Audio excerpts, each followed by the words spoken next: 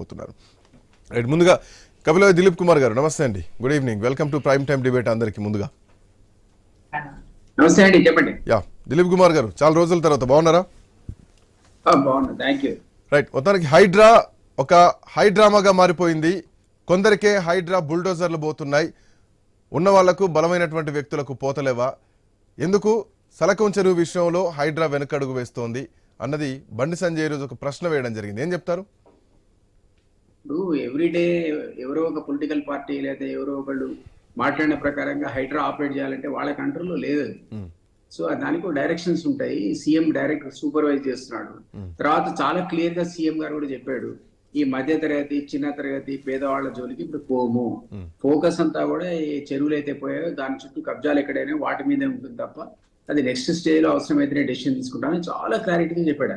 So ఇప్పుడు ఏదైతే బడా బాబులు ఉన్నారో, ఎవరికైతే ఇట్లాంటి ఫామ్ హౌస్ ఉన్నాయో, ఎంక్రోచ్మెంట్ చేశారు, ఇల్లీగల్ కన్స్ట్రక్షన్, వాటి మీదనే హైడ్రా పడుతుంది తప్ప నిజంగా హైడ్రా మీరు చెప్పిన ప్రకారంగా అందరి మీద పడాలంటే హైదరాబాద్ గవర్నమెంట్ లో ఉన్న మొత్తం ఉద్యోగస్తులందరినీ పెట్టినా కూడా సరిపోదు.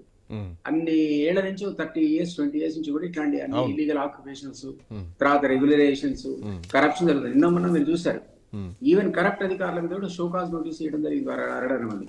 సో ఆ యాక్టివిటీ, ఈ యాక్టివిటీ ఇప్పుడున్న హైడ్రా స్ట్రెంత్ కి సరిపోయేటువంటి పని కాదు. కాబట్టి ఫోకస్ అంతా కూడా ఇమేజరీస్ ఆఫ్ సెటిలైట్ తీసుకొని చెరువులు ఎక్కడున్నాయి, వాటి చుట్టూ ఎక్కడ కబ్జాలు ఉన్నాయి, ఎవరు ఇందులో పెద్ద ఎత్తున ఆక్రమణించారు.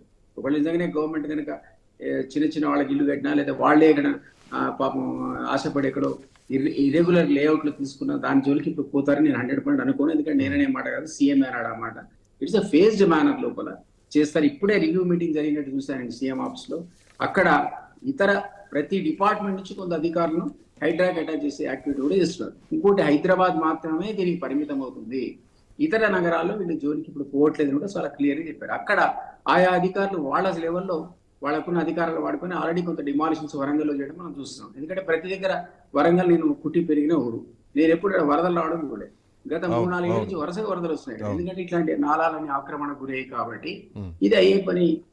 అవన్నీ పోయినాయి. చెరువుల దగ్గరికి వచ్చేటువంటి ఫీడర్ ఛానల్స్ అని బ్లాక్ అయితే డెఫినెట్ గా ఆ నీళ్ళని మన ఇళ్లలోకి వచ్చే పరిస్థితి ఆ నగరంలో ఉంది. ప్రతి నగరానికి కూడా ఈరోజు హైడ్రా అవసరం ఉన్నది. దాన్ని హైడ్రా అన్నారు, హైదరాబాద్ కాబట్టి ఆ ఊరు బట్టి అది ఇంకేదో అవుతుంది. ఈ యాక్టివిటీ అనేది నిజంగా కొనసాగితే నిజంగా కూడా 2 ఏళ్ళు మనకు సంతోషమే. కానీ మీరన్న హైదరాబాద్ లో ఉన్నటువంటి హైడ్రా పరిధి మాత్రం అంతగా ఈ జనం మీద పడి సాధారణ పౌరులు కూడా ఇబ్బంది పెట్టే పద్ధతిలో లేదు. ఆ ఉద్దేశం కాంగ్రెస్ లేదు. బట్ ఒక భయం మాత్రం కనిపిస్తోంది. పేదలని చూడకుండా, కనీస ఇన్ఫర్మేషన్ లేకుండా, ముందస్తు సమాచారం లేకుండా, నోటీసులు ఇవ్వకుండా డైరెక్ట్ గా అర్ధరాత్రి బుల్డోజర్లు దిగుతున్నాయని ఇప్పటికే బీఆర్ఎస్ పార్టీ నాయకులు మాట్లాడుతున్నటువంటి పరిస్థితి స్పష్టంగా కనిపిస్తోంది. ఇంకోటి, ఇది రాజకీయం చేస్తున్నారు, ఒక డ్రామా చేస్తున్నారంటూ ఒక బీజేపీ నుంచి సెంట్రల్ మినిస్టర్లు మాట్లాడుతున్నారు. వాళ్ళు చేసిన డ్రామా కంటే పెద్ద డ్రామా అండి. మీ కళ్ళెదురుగా ఇన్కన్వెన్షన్ గురిపోయింది, ఇంకోటి గురిపోయింది, పెద్ద పెద్దది.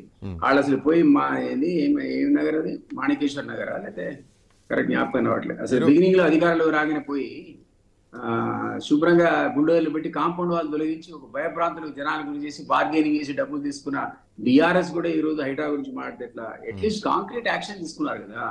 అంటే ఇప్పుడు ప్రతి వాళ్ళకి నోటీసులు పోతున్నాయి. పల్లారాజేశ్వర రియాక్ట్ కావాల్సిన పరిస్థితి వచ్చింది. ఈవెన్ అక్బరుద్దీన్ ఓవైసీ రియాక్ట్ కావాల్సిన పరిస్థితి వచ్చింది. అసదుద్దీన్ ఓవైసీ, ఇవన్నీ స్ట్రీమ్ లైన్ చేసుకుంటారు. వాళ్ళు చెప్పేది ఎంతవరకు కరెక్ట్. ఆఖరికి మా మంత్రి గారి స్టేట్మెంట్ బట్టి గారి ద్వారా కూడా చూశాను. ఆయన ఏమన్నాడంటే, మల్లు రవి గారు చూశారు. ఆయన ఏమన్నాడంటే, ఒకవేళ ఇదే మన ఓవైసీలకు చెందిన కాలేజీ లోపల విద్యా సంవత్సరం వాళ్ళకి నోటీసులు ఇస్తారు, సమానం చెప్పుకుంటారు, వాళ్ళే కొట్టి ఆల్టర్నేటివ్ ఉంటే సంతోషమే, లేకపోతే వాళ్ళ పిల్లలు అక్కడే పెట్టారనుకోండి, మేము సెలవుల వరకు వెయిట్ చేసి యాక్షన్ తీసుకోవాల్సి అప్పుడు తీసుకుంటాను కూడా చెప్పాడు. ఇది విద్యార్థులకు ఇబ్బంది కలదు, యాజమాన్యానికి ఇబ్బంది కలదు, పేరెంట్స్కి ఇబ్బంది కావద్దు అనేటువంటి ఇది గవర్నమెంట్, ప్రజలు ఎన్నుకున్నటువంటి గవర్నమెంట్ ప్రజలకు ఇబ్బంది కలిగించడానికి చర్యలు తీసుకుంటారంటే మీరు చెప్పండి. ఈ ఆక్రమణలు కరెక్టా? ఇల్లీగల్ ఆక్రమణలు కరెక్టా? నేను ఒకప్పుడు విమలక్క పాదయాత్ర చేస్తే ఫిరంగినాల బట్టి నడుచుకుంటూ పోయాను. స్టార్ హోటల్ కట్టారు. ఆ ఫిరంగినాల నుంచి ఆ ఫిరంగినాల వచ్చి ఇబ్రహీంపట్నం చెరువులో పడాలి. ఆ రోజులో ఇబ్రహీం చెరువు పేరుకు చెరువు కానీ చుక్క నీరు ఉండేది కాదు. అట్లాంటి ఇబ్రహీంపట్నం ఈ మధ్య 10 ఏళ్ళ నుంచి నీళ్లు వస్తున్నాయి కాబట్టి నిండింది తప్ప ఈ నాలాల వల్ల, ఫిరంగి నాల వల్ల అని మరో నాల లేదు. అసలు ఈసీ నది ఒకటి ఉందని మీకు తెలుసా? మూసీ ఉండేది, ఈసీ ఉండేది. అసలు ఈసీ మాయమే అయిపోయింది, నేనే చూడలేదు ఈసీ నది. అట్లా మొత్తం హైదరాబాద్ సర్వనాశనం చేసిన సందర్భంలో ఎవరికో ఒకరికి ఒక ఏమంటారు ధైర్యం ఉండాలండి. డెసిషన్ మేకింగ్ పవర్ ఉండాలి. సీఎం క్లియర్ అయిపోయాడు, ఒకవేళ దీనికి మా పార్టీ వాడడం వచ్చినా నేను ఆగను అన్నాడు. ఇంకేం కావాలి మీకు? నారాయణ మీద పడ్డారు కదండి పోయి. ఆయన అన్నాడు పాపం రంగనాథ్ నిలబడుతుంది ఆ సంగతి అన్నాడు. ఆయన ఆగలే మరి. సో ఏమంటే అధికారులు అనేవాళ్ళు ఎప్పుడైనా కూడా ఎవరైతే అధికారులు ఉన్నటువంటి గవర్నమెంట్ ఉంటుందో, రాజకీయ పార్టీ ఉంటుందో, ఆ సీఎం ఉంటాడో వాళ్ళ ఆదేశాల మీదకే పనిచేస్తారు. ఇదే పని మీరు గత 10 ఏళ్ల కింద ఆర్డర్ ఇచ్చుంటే ఇదే రంగనాథో లేదా ఇంకెవరో చేసి ఉండేవాళ్ళు. మీకు ఆ గట్స్ లేక వదిలేశారు. అందువల్ల నేను ఏమంటున్నానంటే ఆఖరికి కేటీఆరే ఎక్స్ప్లెనేషన్ ఇచ్చుకోవాల్సిన పరిస్థితి ఉంటుంది. నాది కాదు, మా మిత్రుడిది, అవసరమైతే నేనేమో కూలగొడతా, కానీ నువ్వు ఇది కూలగొట్టు, చార్మినార్ కూలగొట్టు, తాజ్మహల్ కూలగొట్టు, ఇది ఆ పద్ధతి. కోఆపరేట్ చేయడం అంటే ఎంకరేజ్ చేయాలి. నిజంగానే సామాన్యులకు నష్టపడుతుంటే పాయింట్ అవుట్ చేయాలి. ఈ తర్వాత పెట్టుకోండి అనాలి, వాళ్ళ కింద రిలీఫ్ ఇవ్వమనాలి. ఆల్టర్నేట్ కింద సపోజ్ నేనే ఒక వీకర్ సెక్షన్ హౌసింగ్ కొట్టాల్సిన పరిస్థితి వస్తుంది అనుకోండి. గవర్నమెంట్ అంత బ్లైండ్ ఉంటుందా? వాళ్ళకి ఆల్టర్నేట్ క్రియేట్ చేసి ఇల్లు చూపించి అందులో పంపించినాక కొడుతుంది. దానికి గైడ్ లైన్స్ ఇవాల్వ్ చేస్తారు కదా. అంత కంగారు పడి హైడ్రా మొదలుపెట్టిన 1 month లోనే ఏదో బీభత్సమైనట్టు ఇది హైడ్రామా. దేనికి డ్రామా? అది ఉన్నది నిజమా కాదా? ఆక్రమణలకు గురైనా లేదా? చెరువులు మాయమైనా లేదా? హైదరాబాద్ లో 600 చెరువులు ఉండాలంటే ఈ రోజు 250 200 ఉన్నాయండి. ఎక్కడ పోయినాయి మరి? నా అనుభవంలో నేను హైదరాబాద్ లో వరంగల్ వాడినైనా హైదరాబాద్ లో 1988 వచ్చాను. నేను అట్లా రామంతపురం నుంచి పోతే నాకు ఇటు చెరువు ఉండేది, అటు చెరువు ఉండేది. ఉప్పల్ నుంచి పోతుంటే ఇటు నీళ్ళు ఉండేవి, అటు నీళ్ళు ఉండేవి. ఇప్పుడు ఒక పక్కకే కనపడుతున్నాయి, అది కూడా సగం చెరువు కనపడుతున్నాయి రెండు. మరి మిగిలిన చెరువులు ఏమైనాయి? మీ లెక్క ప్రకారం చూస్తే కట్టుకున్న కట్టడాలన్నీ అంటే అది ఆక్రమించిన విషయం ఈ మధ్య కాలంలో జరిగినటువంటి ఆక్రమణలు కాదు, గత 30-40 ఏళ్ల నుంచి జరిగినటువంటి ఆక్రమణలు స్పష్టంగా కనిపిస్తోంది. గతానికి ఇప్పటికీ తేడా చూడాలంటే ఈ 10 ఏళ్ల విధ్వంసం కాదు ఇది, గత 30-40 ఏళ్ల నుంచి ఉన్నటువంటి రికార్డ్స్ మొత్తం తీయాలి. సో ఇట్లా చూస్తే అసలు ఎన్ని మిగులుతాయి, ఎన్ని పోతాయి? ఈ కట్టుకొని ఉన్నట్టు వాళ్ళ మీరు చెప్పిన ప్రకారం 30 ఏళ్ళు తీస్తే సగం నగరాన్ని గుల్చాల్సి వస్తుంది. అదే కదా. వాటర్ బాడీస్ చుట్టూ ఎంక్రోచ్మెంట్స్ ఇల్లీగల్ గా ఉన్నవి, పెద్దవాళ్ళవి ఉన్నవి, లేఅవుట్స్ ఇంకా ఉన్నవి, అట్లాంటివి ఎవరైనా వాళ్ళే తీసుకుంటారు తప్ప. ఒక ఆయన ఇంటర్వ్యూ చూసాను, ఆయన ఒకవేళ నాకేం తెలుసు ఇది అట్లాంటి సబ్మర్జెన్స్ లో ఉన్న భూమి అని, నాకు తెలియక కట్టుకున్నా, నాకు టైం ఇస్తే నా సామాన్ తీసుకోకపోతే కూలగొట్టుకున్నా అన్నాడు ఒక ఆయన. మధ్యతరగతి కుటుంబం గవర్నమెంట్ కాంపెన్సేట్ చేయాలండి పేదల గారికి ముట్టుకోవాల్సుకుంటే. అంతేగాని మీరు అనగానే లిస్ట్ తీసుకొని నేను ఇప్పుడు చెప్పా ఉప్పలు ఒక పక్క అంతా నీళ్లు ఉండేవి అంటే ఉప్పు బోర్డు నీళ్లు ఉన్నాయి, రామంతపూర్లో బోర్డు కాలనీస్ వచ్చాయి, అన్ని కూడా కొడతా హైటాక్ అదే పని. అసలు ముందు అసలు ఈ చేసిన ఎక్కడైతే మేజర్ ట్యాంక్స్ అవైలబుల్ ఉన్నాయో వాటిని రిస్టోర్ చేసే ప్రయత్నం చేస్తారు. ఇది పెద్ద లాంగ్ ప్రాసెస్, ఇది డ్యూ ప్రాసెస్ బై ఫాలోయింగ్ లా కూడా. జస్ట్ లైక్ దట్ ఏదో పొలిటికల్ మాకు వెండెట్టా తీసుకోవడానికి, ఇతర పక్షాలను విపక్షాలను ఇబ్బంది పెట్టడానికి, తద్వారా ఓట్లు దందుకోవడానికి గొప్ప మునిగింది ఏమైనా ఉందా? మళ్ళీ ఎమ్మెల్యే ఎలక్షన్స్, ఎంపీ ఎలక్షన్స్ వస్తున్నాయి. సో ఇదంతా పని చేస్తా అంటే అడ్డం పడేటువంటి కార్యక్రమం. ఇది కరెక్ట్ కాదు. గవర్నమెంట్ లో మనం కూడా కొన్ని సందర్భాల్లో రాజకీయాలకు అతీతంగా ప్రభుత్వం చేసే చర్యలు కూడా సమర్థించాలి. అది నిజంగా మాకు డబ్బులు ఎవరు అన్నారు ఇది ఎలక్షన్స్ లో డబ్బులు వసూలు చేయడానికి మొదలు పెట్టే కార్యక్రమాన్ని డీకేఆర్ గారు అన్నట్టున్నారు. డబ్బులు వస్తున్నాయి, కరెక్ట్, ఈ కామెంట్స్ వస్తున్నాయి.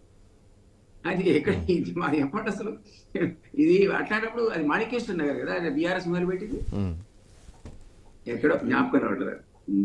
అట్లాంటిది మొదలుపెట్టి వదిలిపెట్టి కలెక్షన్ చేశారంటే ఎవరైనా నమ్మచ్చు. ఎందుకంటే తర్వాత అది కొనసాగలేదు కాబట్టి ఇక్కడే కొనసాగుతుంది కదా. మీరేంటి పెద్ద బాబులు వదిలిపెట్టి చిన్నవాడిని మధ్య కూడా మీరు ముట్టుకునే పరిస్థితి వచ్చిందని అంటే that means definitely Hydraa's created scare. రాబోయే రోజుల్లో కూడా ఎవరు కూడా లేఅవుట్ కానీ పర్మిషన్ ఉంటే తప్ప కొనే పరిస్థితి సంతోషమేదా మీకు నాకు? సో నేనేమంటున్నా అంటే ఆ విధంగా ప్రతిపక్షాలు కూడా అర్థం చేసుకోవాలి. తప్పు చేస్తే వాళ్ళ హక్కు అది మాకు పాయింట్ అవుట్ చేయడానికి. కానీ ఈ కార్యక్రమాన్ని అడ్డుకుంటే ఒక ఆఫీసర్ని మీరు అడ్డుకుంటే ఇంకో ఆఫీసర్ పనిచేయడు.